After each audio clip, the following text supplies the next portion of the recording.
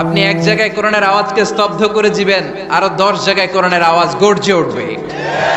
আপনি এক জায়গায় মুফাসসিরকে আটকায় রাখবেন, 10 জায়গায় মুফাসসিররা ইসলাম কায়েম করে ফেলবে। এক মুফাসসির কারাগারে তো লক্ষ মুফাসসির ঘরে ঘরে চিল্লায় বলেন ঠিক কিনা?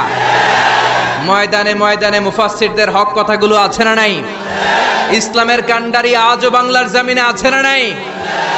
সিংহকে জেলেবন্দি করলেও সিংহের বাচ্চাগুলো আছে না নাই? মনে রাখতে হবে, সিংহের বাচ্চা হলেও সেগুলো সিংহ, সেগুলো বানর নয়।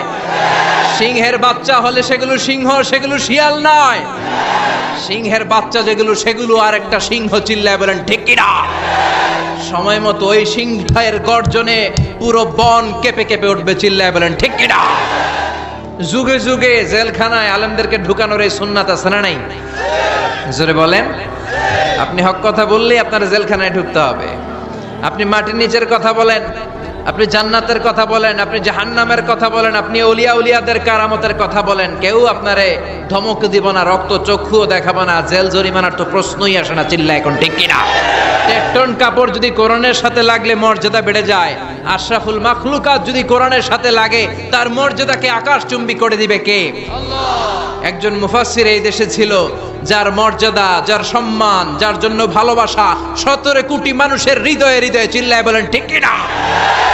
এটা আর কিচ্ছু না, এটা আল্লাহর কোরআন। চিল্লায় এখন ঠিক কিনা? কোরআনকে শুনেছে, কোরআনকে বুঝেছে, কোরআনকে মেনেছে, কোরআনকে সিনায় ধরেছে, কোরআনের বাণীকে প্রচার করেছে। এজন্য গোটা বিশ্বের মানুষের অন্তরে ওই মুফাসসিরের সম্মান দিয়ে দিয়েছে কে? ওই মুফাসসিরের জন্য মানুষ রক্ত দেয়, ওই মুফাসসিরের জন্য মানুষ জীবন দেয়, ওই মুফাসসিরের হাতে হাত রেখে চাকমা মুসলমান হয়েছে, নাস্তিক আস্তিক হয়েছে, হিন্দু ভাইরা কালিমা পড়ে মুসলমান হয়েছে। চিল্লা এখন ঠিক কিনা? যেই কোরআন উনি মানার কারণে উনার সম্মান এত বেশি, ওই কোরআন আজও আছে না নাই? এই কোরআন আমাদের প্রাণ, এই কোরআন আমাদের জান। এই বাংলার জমিনে কোরআনের আইন চালু হোক, আমরা চাই কি চাই না? যারা কোরআনের বিরুদ্ধে কথা বলবে ওদের সাথে আমাদের কোনো সম্পর্ক। আল কোরআনের বিরুদ্ধে একটা আইনও বানালে ওই আইন আমরা মানব না। চিল্লায় বলেন ঠিক কিনা?